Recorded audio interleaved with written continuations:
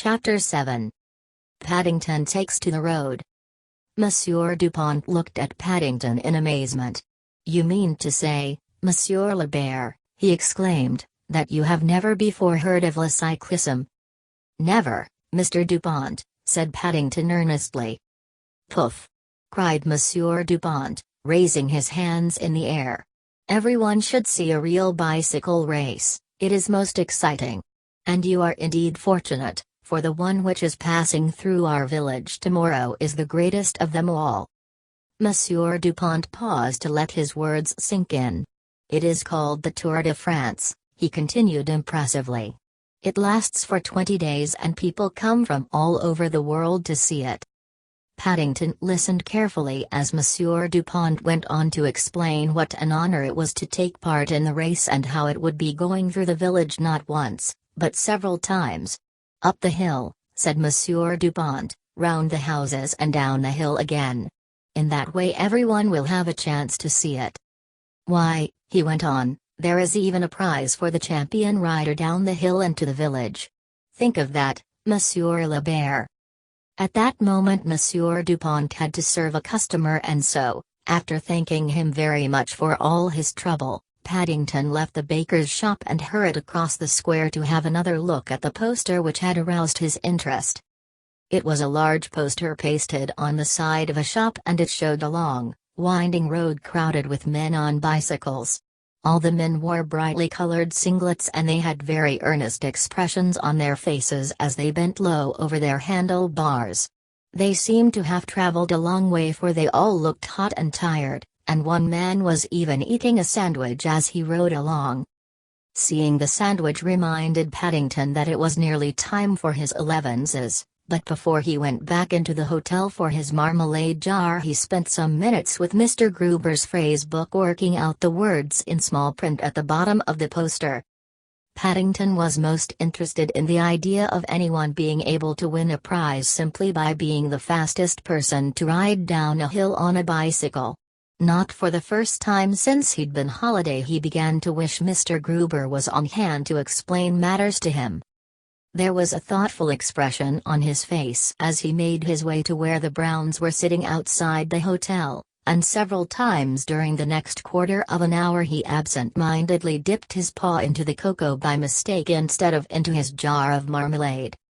Paddington was late arriving down at the beach that morning and the others had already been there some time when he came hurrying across the sand brandishing his bucket and spade and with a look on his face of a job well done. "What on earth have you been doing, Paddington?" asked Mrs. Brown. "We were getting quite worried." "Oh," said Paddington, waving his paws vaguely in the direction of the village. "Things in general, Mrs. Brown." Mrs. Bird looked at him suspiciously. Now that he was close to, she could see several dark patches on his fur which looked remarkably like old oil stains, but before she had time to examine them closely Paddington had made off again in the direction of the sea. "You'd better not be late tomorrow, Paddington," called Mr. Brown. "It's the big cycle race. You mustn't miss that."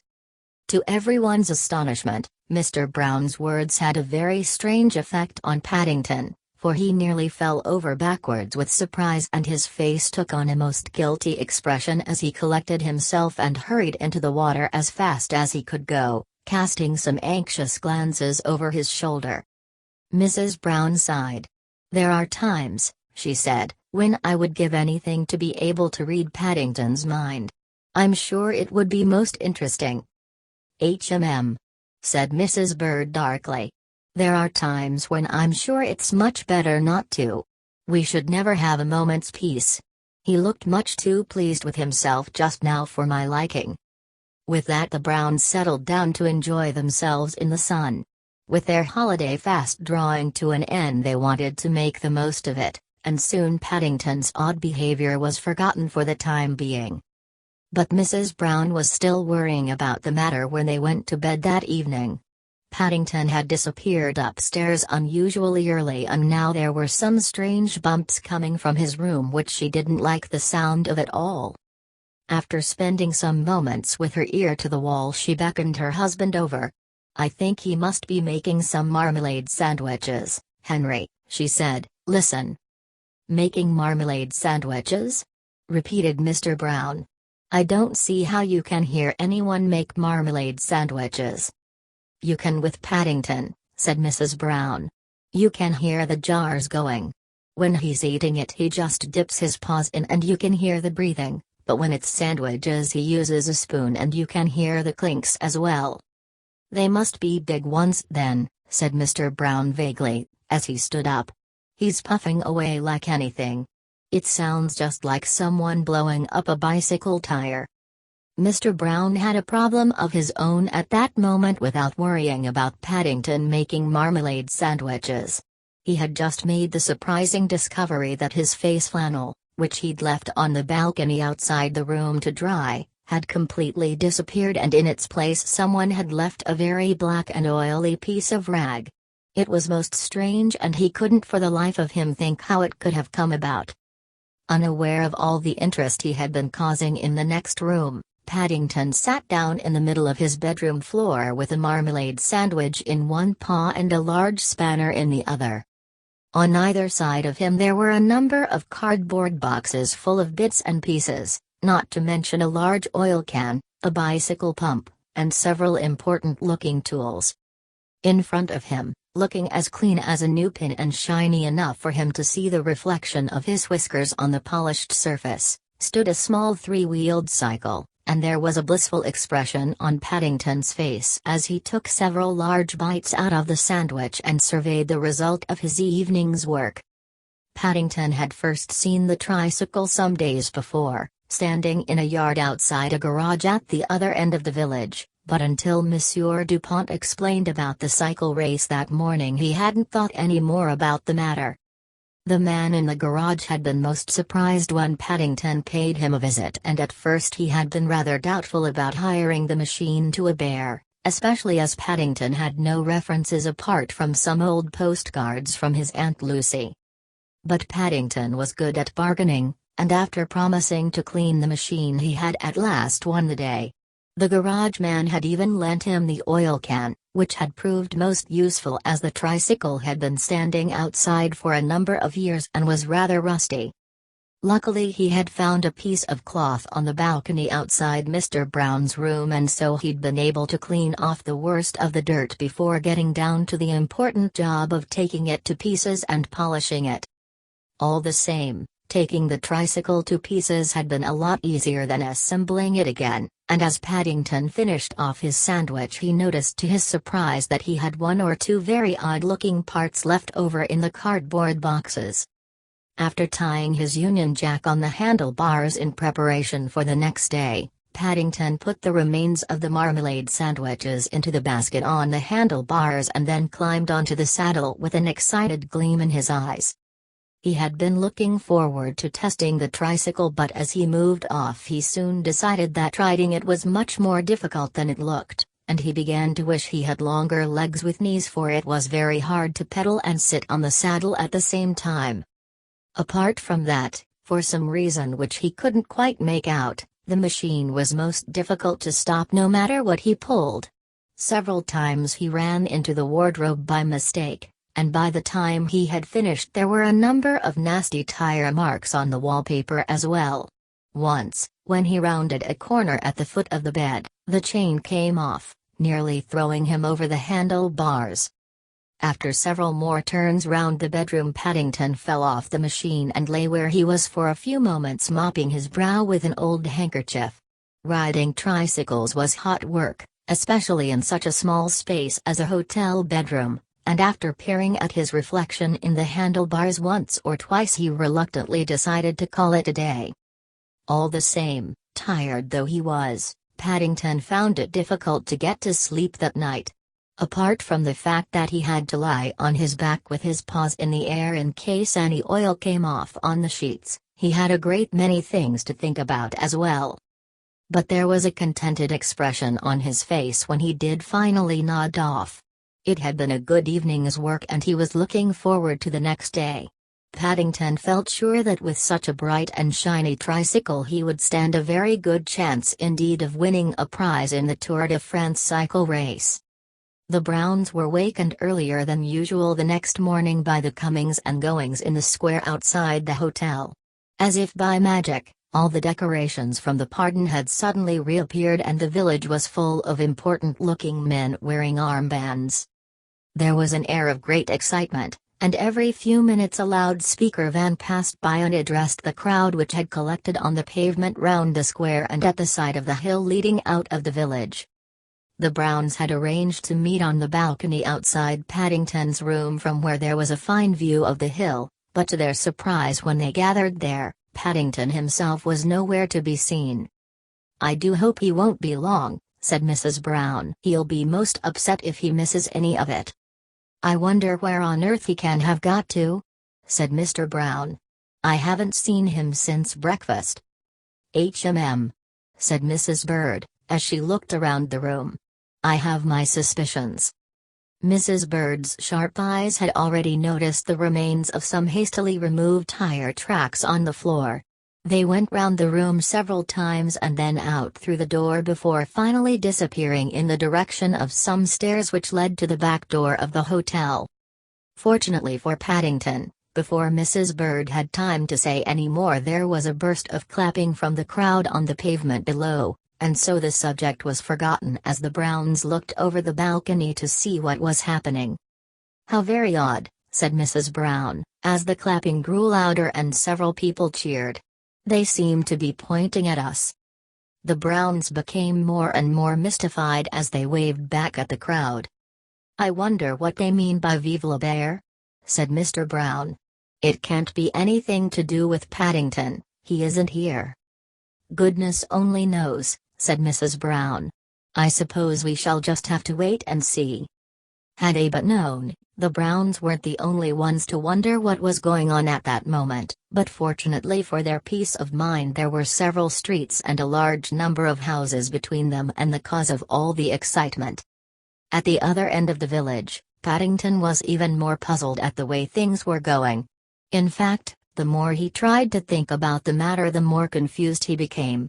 One moment he had been sitting quietly on his tricycle in a side street, peering round the corner every now and then and checking the marmalade sandwiches in the basket on his handlebars as he waited for the race to appear. The next moment, as the first of the riders came in sight and he pedaled out to join them, everything seemed to go wrong at once. Before he knew where he was, Paddington found himself caught up in a whirlpool of bicycles and shouting people and policemen and bells. He pedaled as hard as he could and raised his hat to several of the other cyclists, but the harder he pedaled and the more he raised his hat the louder they shouted and waved back at him, and by then it was much too late to change his mind and turn back even if he'd tried. Everywhere he looked there were bicycles and men in shorts and striped shirts. There were bicycles in front of him. There were bicycles to the left and bicycles to the right of him. Paddington was much too busy pedaling for dear life to look back, but he was sure there were bicycles behind him as well because he could hear heavy breathing and the sound of bells ringing. In the excitement someone handed him a bottle of milk as he went past, and in trying to take the bottle with one paw and raise his hat with the other, Paddington had to let go of the handlebars. He went twice round a statue in the middle of the street before joining the stream of cyclists once more as they swept round a corner onto a road leading out of the village. Luckily the road was uphill and most of the other cyclists were tired after their long ride, so that by standing on the pedals and jumping up and down as fast as he could he was able to keep up with them. It was as they reached the top of the hill and rounded another corner leading back down into the village that things suddenly took a decided turn for the worst. Just as he was about to sit back on the saddle and have a rest while he got his second wind, Paddington found to his surprise that without even having to turn the pedals he was beginning to gather speed. In fact he hardly had time to wave to the crowd before he found himself starting to overtake the riders in front. He passed one, then another, and then a whole bunch. The cyclists looked quite startled as Paddington flashed by, and all the time the cheering from the spectators on the side of the road grew louder. Quite a number recognized him and they called out words of encouragement, but by then Paddington was much too worried to notice. He tried pulling as hard as he could on the brake lever, but nothing happened. In fact, if anything, he seemed to go faster than ever, and he began to wish he hadn't used quite so much oil on the moving parts when he'd cleaned them. By then the pedals were going round so fast that he sat back on the saddle and hurriedly lifted up his feet in case his legs fell off. It was as he gave the brake lever an extra hard pull that he had his second big shock of the day, for it suddenly came away in his paw. Paddington rang his bell frantically and waved the lever as he overtook the last of the riders in front.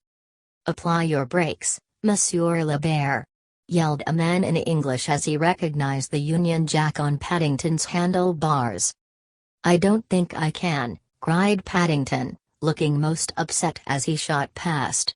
"My lever's come off in my paw by mistake, and I think I've left some of the bits in my box at the hotel." Paddington clung to the handlebars of his tricycle as he hurtled on down the hill towards the village square. All the villagers were most excited when they saw who was in the lead, and a great cheer went up as he came into view, but as he lifted the brim of his hat and peered out anxiously, all Paddington could make out was a sea of white faces and a blurred picture of some buildings looming up ahead, which he didn't like the look of at all. But if Paddington was worried, the Browns were even more alarmed. "Good heavens!" exclaimed Mr. Brown. "It's Paddington." "He's heading straight for Monsieur Dupont's shop," cried Mrs. Brown. "I can't watch," said Mrs. Bird, closing her eyes. "Why on earth doesn't he put his brakes on?" exclaimed Mr. Brown. "Crikey!" exclaimed Jonathan. "He can't. His brake lever's come off." It was Monsieur Dupont himself who saved Paddington.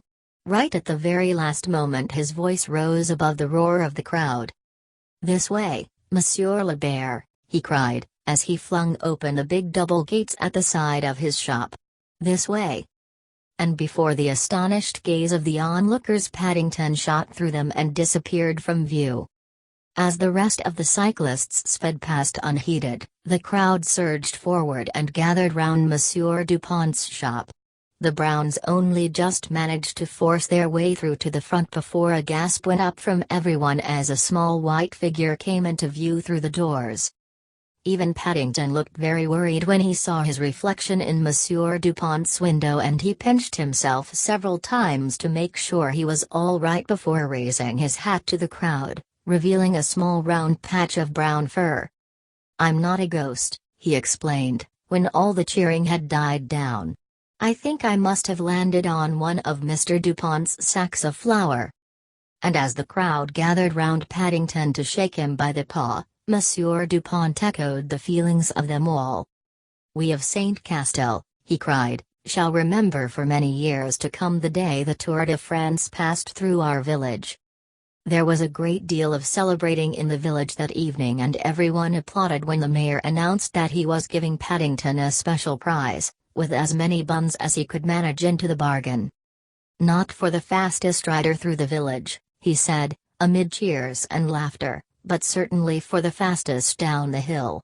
We are very proud that someone from our village should have won the prize." Even Admiral Grundy called in at the hotel especially to congratulate him. "Glad to see you're keeping the old flag flying, Bear," he said approvingly. Paddington felt very pleased with himself as he sat up in bed that night surrounded by buns. Apart from having one paw in a sling, he was beginning to feel stiff after all his pedaling, and there were still traces of flour left on his fur despite several baths. But as the mayor had explained, it was the first time he could remember a bear winning a prize in the Tour de France cycle race, and it was something to be proud of. The next morning the Browns were up early again, for it was time to start their journey back to England. To their surprise, everyone else in the village seemed to be up as well in order to send them on their way. Monsieur Dupont was the last to say goodbye, and he looked very sad as the Browns made their leave. "It will seem quiet without you, Monsieur Lebert," he said, shaking Paddington by the paw. "But I hope we shall meet again one day." "I hope so too, Mr. Dupont," said Paddington earnestly, as he waved goodbye and climbed into the car. Although he was looking forward to being back home again and to telling Mr. Gruber all about his adventures abroad, Paddington felt very sorry at having to say goodbye to everyone, especially Monsieur Dupont. "All good things come to an end sooner or later," said Mrs. Brown, as they drove away. "And the nicer it is the sooner it seems to end." "But if they didn't end," said Mrs. Bird wisely, "we shouldn't have other things to look forward to." Paddington nodded thoughtfully as he peered out of the car window. He had enjoyed his holiday in France no end, but it was nice knowing that each day brought something new. "That's the best of being a bear," said Mrs. Bird. "Things happen to bears."